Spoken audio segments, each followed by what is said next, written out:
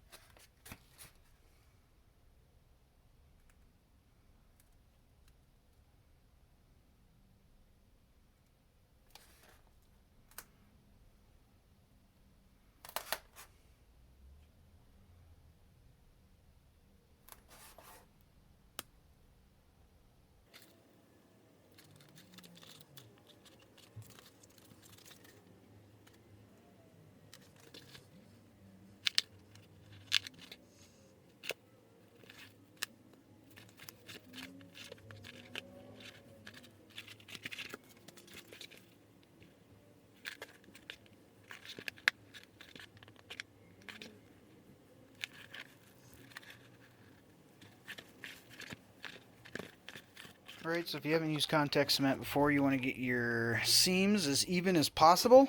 And I'm going to take the heat gun back out again, because this is pretty oval, and I don't want it so much oval as I want it to be more fat and bulbous, like that. Like an actual black widow abdomen, I believe it is. So I got to heat that to get the actual shape I want from this base pattern, but the base pattern itself doesn't look too bad. Alright, so I've heated the shape in that I wanted, and I did this off camera, but I simply applied pressure while heating this area down here, and then just kind of held it in place evenly until I had the shape that I wanted. And for the end up here, I just simply pinched this in with one hand and heated it here on the inside and just held it in place until it cooled, and then it kept its shape there, which, by the way, is not anatomically correct with a black widow, but I just want that general look, and I'm just tweaking it to make it more menacing than the actual real-life counterpart. Next, I have the center pattern here, which is just a circle that has a slight indentation and flat spot here, which is meant to glue up against this. And this, of course, I'm not going to leave flat like that. I'm going to curve it pretty extremely. I'm going to start by just heating and curving it by hand, but then I'm going to need something to assist me, and for that I'm going to use a canvas hat maker's mannequin head.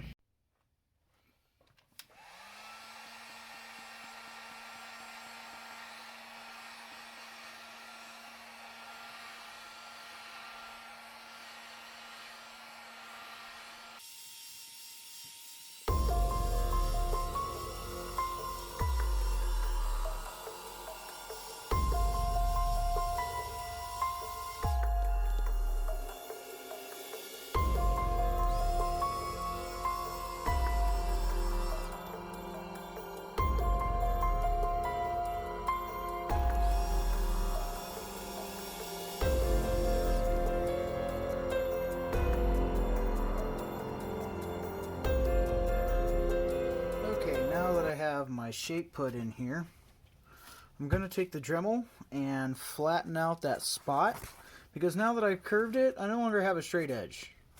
So I need to go ahead and grind that flat so it will adhere to the rear of the creature much more efficiently.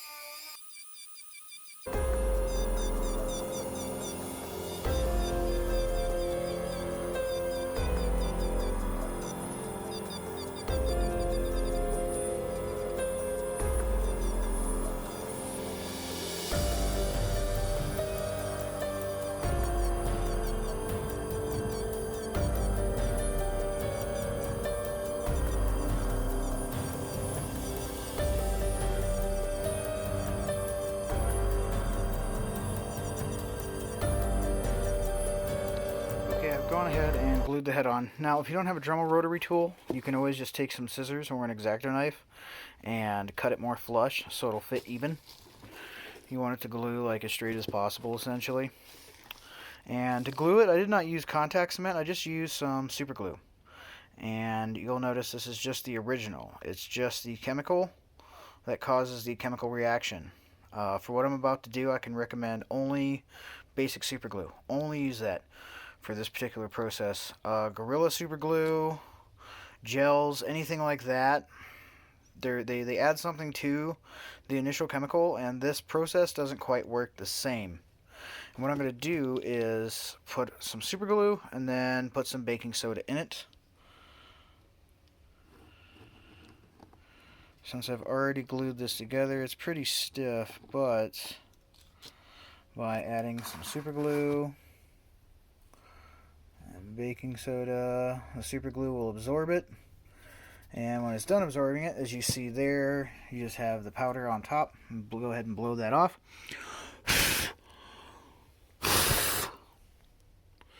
And what you're left with is that. And this is very stiff and sturdy. I'm not putting much on the top. I'm going to take and put a little bit more there, just to seal in whatever baking soda is still on top. You'll notice there it's turning clear again. Comes out pretty smooth to the point where I usually don't need to sand it. But if you do need to sand it, understand this stuff, as it's been described in the first video I saw it in, forms as hard as glass, but it doesn't shatter as easily. So you kind of have to use a really rough grit sandpaper. And what happens sometimes is you end up sanding down the soft stuff around it instead of it itself. You end up messing up your project, so it's something to keep in mind. Now for the underside here, you see I got this gap, and that's actually perfect because that gives me a good surface area to apply a decent amount of the liquid super glue in there, and then fill that in with baking soda, which will make this, like I say, super sturdy in comparison to just gluing with any adhesive. And if you see my video on painting toy pistols or guns in general, it's part of my cosplay basic series. I use this a lot because it's less expensive and easily accessible in comparison to, say, something like epoxy putty, or even a more high quality product like epoxy sculpt. But it works really well with plastics, but it also works well to form a nice strong bond. And I'm just going to continue to do this until this is filled in and as strong as I want it to be and I am happy with. So perhaps I went a little bit overboard, I don't know, but this is the amount of super glue and baking soda I ended up building up. Probably not necessary, but this is super sturdy and isn't going anywhere now. Okay, next is the head, and this just kind of looks like a D with kind of a rounded out V on it. Now where the rounded out V part is, where you're going to glue it, I cut this at an angle, as extreme of an angle as I could, and it still wasn't quite enough, so when I heated it, I used my fingers to kind of stretch and thin it out. That way I can use super glue and glue it on to the front. Okay, so for the legs, what I have here is 3 EVA foam dowels. It is from yayahan.com. And these are 24 inches in length and 30 millimeter thickness. This is what I'm going to use for the base of the legs. These are kind of pricey, so I didn't get smaller segments. I'm actually just going to heat and curve strips of foam for the rest of the legs. And the other thing is, these are kind of floppy in any size other than these that are this thick. So that was kind of my other thing. I wanted them to be static, and I thought cutting strips of foam, heating and curling them would be much better for the smaller segments of the legs. Alright, I've glued on my segments, and the ends I just cut flat, but then the pieces that I glued on, I just cut at an angle with scissors. I didn't use an X-Acto knife or anything. That way, when you glue it on, it'll kind of be sticking out more like legs would. Okay, so now on to the segmented pieces. I was kind of bummed that this says it's EVA foam, but it doesn't heat or bend or stretch like EVA foam. And I was hoping I could put more shape into these, but that's okay. I will make up for it on these. And what these actually are is just some 2-inch strips of EVA foam. And this one right here was cut to 7 inches along with this one. The 2 rear ones I'm going to make 7 inches long. The 2 center ones are going to be 5, and the 2 front are going to be 6. So to reiterate, cut a 2-inch wide strip of 5mm EVA foam, and then cut it at the lengths aforementioned, or do your own lengths, but that's what I'm doing. And now, once you do that, you cut it to your length, you're going to heat it with your heat gun, and squeeze it down. And after that, I'm going to use super glue, the same thing I used to attach these and attach this to it. And I'm going to pinch a couple points on it and glue them together.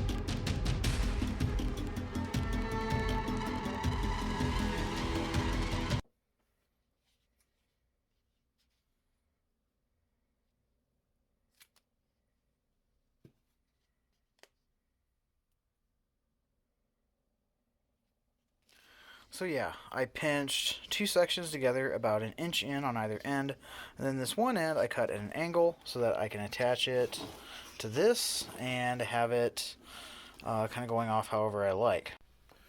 Okay, so for the leg end, you're going to take the pattern piece that's labeled leg end and looks very much like a tongue. And first I heated the inside and very quickly rolled it up, kind of like you would a crepe, rolling it in on itself. And then heated the outside and repeated that until I got it at least about halfway there. Now I did use contact cement. I've applied it along the edge here. And what I'm going to do is I'm going to match up the edge like that.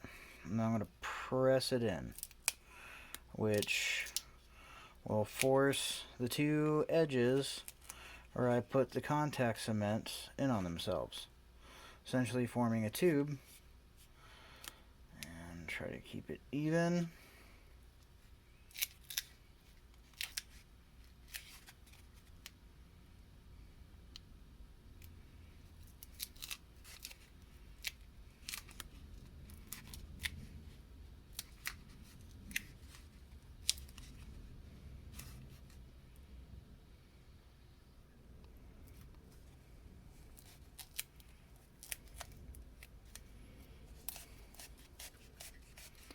So when you get done, you basically have a tube that comes to a point. And this is a pretty extreme way to try to glue anything, even for the contact cement. So I am going to take some super glue and just put a little along there to make sure it stays sealed in. And I'll let that set for about a half hour. Repeat this on 8 other pieces. Now you may notice that the V pattern is lopsided on one side. That's to help hopefully pull it a little one way or the other.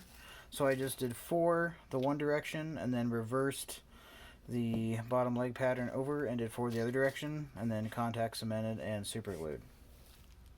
Alright, I've glued on all my leg pieces. And I've also made some eyes and put on 8 in total, 2 large and then 6 smaller. And to do that, I didn't actually cut out circles. I got this bag of assorted foam at Hobby Lobby. I used my coupon for 40% off, so I did not pay $8 for this. But inside of it are circles, and I heated them until they bubbled up a little bit and also shrunk down to a nice size to fit on there. Next, I'm going to take some Mod Podge and a paintbrush, and I'm going to seal the foam before I paint the thing all one consistent black.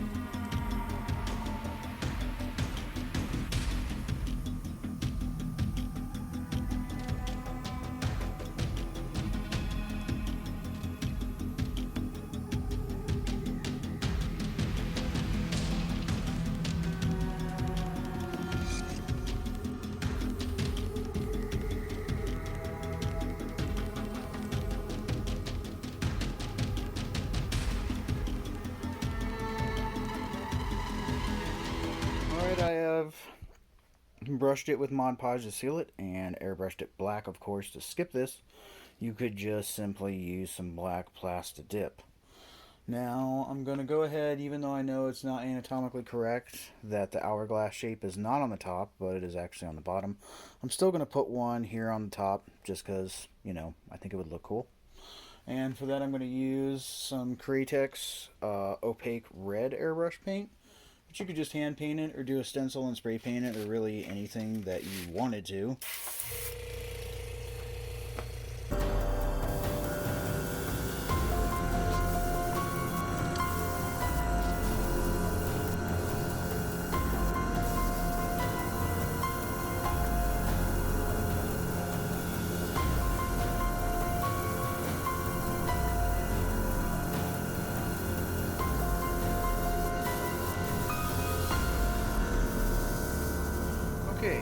So I had to take this inside to dry, but I did go back through with the black again, and I just took a piece of cardstock and sat it there and airbrushed it to even up the lines a little bit. Like I said, you don't need to use an airbrush, you can just hand paint it. Airbrushes can be expensive. For the kit I used was only $100, and I did purchase, actually I didn't purchase, my fiance purchased me an upgraded airbrush about 2 years after I purchased it. But airbrushes and compressors can be expensive. If you get a nice professional quality one that is much better than what I have, you can spend between $200 and $400 just for a compressor. And for something like an Iwata airbrush, you can spend anywhere from $150 to $300, $400, $500 depending on, what you want. So if you don't want to do that and you're just doing this as a quick craft, hand painting, no problems. Okay, and lastly, I took this back out to the garage. Could not get it on camera because this thing is so huge that I had to hold it with one hand while spraying it with the crystal clear enamel. Not only is this to help protect the project, but also makes the red pop more, I feel, and stand out. And of course, when the light hits it, you get those nice glossy highlights. Okay, so lastly, I super glued a piece of twine that I reinforced with some baking soda and just glued a piece of UVA foam over it, just to make sure this isn't going to come off, so that I have something to hang it from. And for some size comparison here, there's my skateboard and there's that. Skateboard's about 3 feet long, so yeah, this thing is pretty gnarly and pretty huge. Alright, that's pretty much going to wrap it up for the Halloween special. Hopefully everyone enjoyed it. As always, thank you for watching, and have a great day.